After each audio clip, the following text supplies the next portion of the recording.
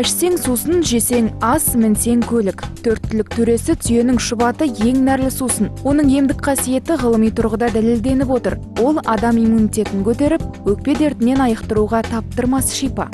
Ең бірінші айту керек, бұл мынау кальций және фосфор сияқты минералдық элементтердің көзі болып табылады.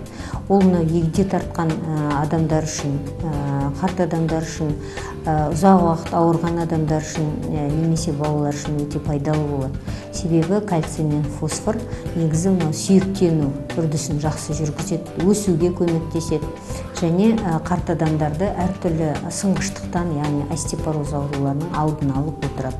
Бүгінде қазақ ғалымдары ойсыл қара өнімін құрғақ күйінде сақтаудың жаңа әдістерін ойлап тауып патент алды. Шұбатты таблетка және ұнтақ түрінде жасау жолын тапқан мамандар түйе сүтінен жасалған йогурт, бал қаймақ және шалаптарды экспортқа шығаруды мақсат тұтып отыр.